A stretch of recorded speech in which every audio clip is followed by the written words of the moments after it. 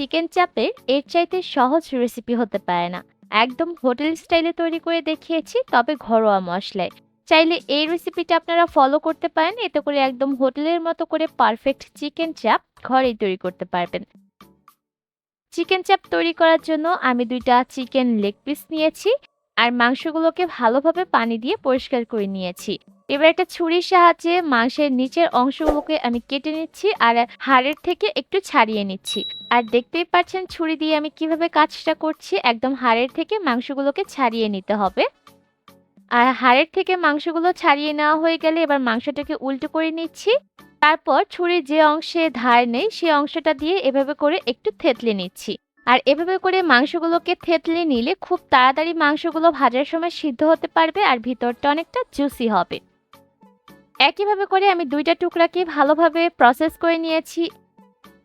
এবার একটা মসলা তৈরি করব। তার জন্য একটা বাটির মধ্যে নিয়েছি 1/4 কাপ টক দই, আধা চা চামচ নিয়েছি হলুদের গুঁড়া, ১ চা চামচ নিয়েছি মরিচের গুঁড়া, গরম মশলার গুঁড়া ১ চা চামচ, জিরার গুঁড়া নিয়েছি ১ চা চামচ, ধনিয়ার গুঁড়া নিয়েছি ১ চা চামচ, আদা রসুন বাটা নিয়েছি ১ চা চামচ, আধা চা চামচ নিয়েছি লবণ, 1/4 চা চামচ নিয়েছি টেস্টিং সল্ট, সয়া সস নিয়েছি ২ চা চামচ আর ১ টেবিল চামচ নিয়েছি টমেটো সস। এবার মশলাগুলোকে খুব ভালোভাবে ফেটিয়ে নিচ্ছি। মশলাগুলো ভালোভাবে ফেটিয়ে নেওয়া হয়ে গেলে এবার এর মধ্যে দিয়ে দিয়েছি ২ চা চামচ সরিষার তেল। তেল দেওয়া হয়ে গেলে আবারও ভালোভাবে ফেটিয়ে নিতে হবে। মশলাগুলোকে ভালোভাবে মিশিয়ে নেওয়া হয়ে গেলে এবার মাংসের টুকরাগুলোকে মশলা দিয়ে ভালোভাবে মাখিয়ে নিতে হবে। আর এই কাজটা একটু সময় নিয়ে করবেন, এতে করে মশলা খুব ভালোভাবে চিকেনের ভিতর ঢুকতে পারবে। আর মাংসগুলো দিয়ে যখন আমরা চাপ তৈরি করব তখন এটা খেতে বেশি ভালো লাগবে। ২টা টুকরাই আমি ভালোভাবে মশলা দিয়ে মাখিয়ে নিচ্ছি। আর মশলা দিয়ে মাংসগুলো মাখিয়ে নেওয়া হয়ে গেলে এটাকে রেস্টে রেখে দিব ১ ঘন্টার মতো। চাইলে আপনারা এর থেকে বেশি সময়ের জন্য মাংসগুলোকে ম্যারিনেট করে রাখতে পারেন। আমি ১ ঘন্টার মতো মাংসগুলোকে রেস্টে রেখেছিলাম। ১ ঘন্টা পর আমি এখান থেকে একটা মাংসের টুকরা নিয়ে নিব আর বেসনের মধ্যে ভালোভাবে এপিট-ওপিট করে একটু গড়িয়ে নিব। আর খেয়াল রাখবেন যাতে করে ৪ সাইড থেকেই বেসন মাংসের গায়ে আটকে যায়।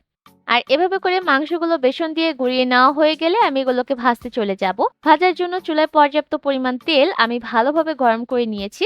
মাংসগুলোকে কিন্তু কম গরম তেলে ছাড়া যাবে না, তাহলে বেসনের কোটিংটা খুলে যেতে পারে। তাই তেলটাকে ভালোভাবে গরম করে তারপর মাংসগুলোকে তেলে ছাড়তে হবে। আর মাংসের একটা সাইড যখন হালকা ভাজা হয়ে যাবে তখন আমি মাংসগুলোকে উল্টে দিলাম।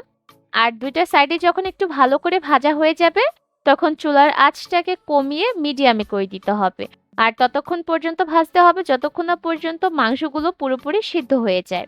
চুলার আঁচ মিডিয়াম হিটে রেখে ১৪ থেকে ১৫ মিনিটের মতো ভাজলেই দেখবেন মাংসের উপর সুন্দর একটা রঙও চলে আসবে আর মাংসগুলো ভিতর থেকে ভালোভাবে সিদ্ধ হয়ে যাবে।